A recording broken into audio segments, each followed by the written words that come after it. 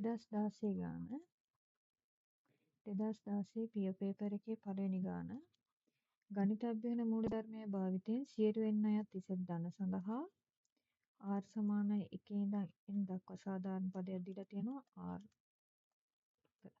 මේ පද n ප්‍රමාණයක එකතුව n වතාවක් n ධන 1 වතාවක් n ධන 2 බෙදීම 3 බව පෙන්වන්නට. එතකොට ගණිතඥ මූලධර්මයේ භාවිතයෙන් ගාන හදද්දී අපි දන්නවා n සමානයි 1ට ප්‍රතිඵලයේ සත්‍යයි කියලා පෙන්වන්න ඕනේ. n සමානයි p ට ප්‍රතිඵලයේ සත්‍යයි කියලා උපකල්පනයේ භාවිතා කරලා ඒ උපකල්පනයේ භාවිතයෙන් n සමානයි p ධන 1ට ප්‍රතිඵලයේ සත්‍ය බව අපි පෙන්වනවා. එතකොට ඔය p කියලා ගන්නේ ධන නිකිලමේ අගයක්. එහෙනම් n සමානයි 1 වෙද්දී වම් අත පැත්තේ එනවා අපිට ඕන මේක ලියා ගන්න පුළුවන් r වර්ගයේ එකේ ඉඳන් 1 දක්වා. ඒ කියන්නේ එක පදයයිනේ. ඒ කියන්නේ r වලට එක ආදේශ කරපුවාම එන අගය 1 1 ධන 1 කියන්නේ අගය 2යි. ඊට පස්සේ දකුණු අත පැත්තෙන් අපි ගන්නවා n වෙනුවට 1 දාපුවම 1 බෙදීම 3 මෙතනින් 1 දාපුවම 2යි මෙතනින් 3යි. අගය දෙනවා 2ක් කියලා. එහෙනම් වම් අත පැත්තයි දකුණු අත පැත්තයි සමාන නිසා මට කියන්න පුළුවන් n සමානයි 1 සඳහා ප්‍රතිඵලය සත්‍යයි. ඊට පස්සේ n සමානයි p ට ප්‍රතිඵලය සත්‍යයි උපකල්පනය කරනවා.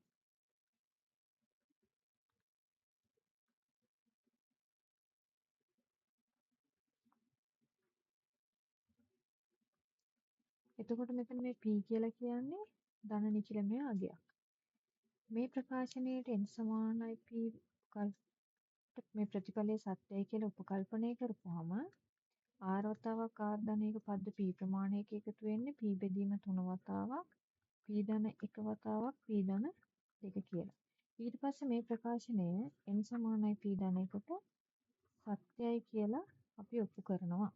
එතකොට n සමානයි p ධන 1ට ඔප්පු කරද්දී r වලගේ එකේ ඉඳන් p ධන 1 දක්වා. ඒ කියන්නේ පද p ධන 1ක් එනවා. මෙයාගේ සාධාරණ පදය r වතාවක් r ධන 1. මෙයාව ලියන්න පුළුවන් පද p ධන 1 එකතුව සමාන වෙන්නේ පද p ප්‍රමාණයක එකතුවට ඒකට p ධන 1 වෙනි පදේ එකතු වුනහම p පද ප්‍රමාණයක එකතුවට p ධන 1 වෙනි පදේ එකතු වුනහම ඒක p ධන 1 ප්‍රමාණයකට සත්‍ය වෙනවා. එතකොට මෙයාගේ සාධාරණ පදේ r වතාවක් r ධන 1. එහෙනම් මෙයාගේ p ධන 1 වෙනි පදේ හොයන්නේ මේ r වෙනුවට p ධන 1 දාලා. r වෙනුවට මෙතන p ධන 1 දාපුවම p ධන 1 ධන 1. හරි. මෙයාව දැන් සුළු කරපුවම මේ වෙනුවට දැන් උපකල්පනයේ භාවිතයෙන් මට මේ වෙනුවට ආදේශ කරන්න පුළුවන් p වතාවක් p ධන 1 වතාවක් p ධන 2 කියලා. එතකොට මෙයාව මෙතන සුළු කරපුවම මට එනවා p ධන 1 වතාවක් p ධන 2යි කියලා. මම මෙයාගේ පොදු සාධකයක් විදිහට ගන්නම් p ධන 1 p ධන 2 බෙදීම 3 කියලා.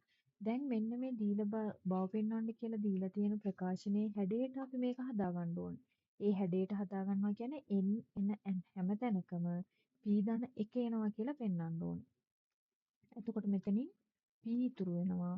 මෙතන p ධන 1ත් p ධන 2ත් එළියට ගත්තා. එහෙනම් 3 ඉතුරු වෙනවා. එහෙනම් මට මෙයාව හදාගන්න පුළුවන් මේ p ධන 1. 3 වෙනසක් නැහැ හින්දා වෙනවා. මේ ප්‍රකාශනයේ p ධන 1 ධන 1 කියලා හදාගන්න පුළුවන්. මෙයාව හදාගන්න පුළුවන් p ධන 1 ධන 2 කියලා.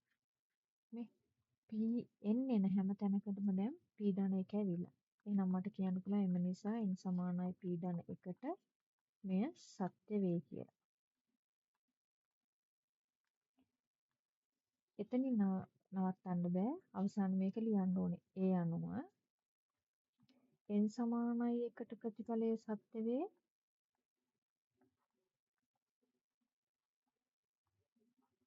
n සමානයි p ට ප්‍රතිඵලයේ සත්‍යයි උපකල්පනය කළ විට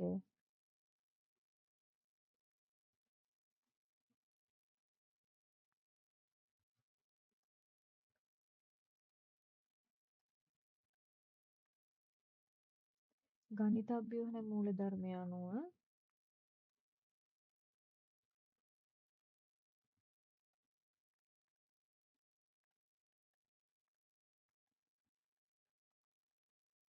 සියලු n අයත් ඉසබ් ධන සඳහා ප්‍රතිඵලය සත්‍ය වේ.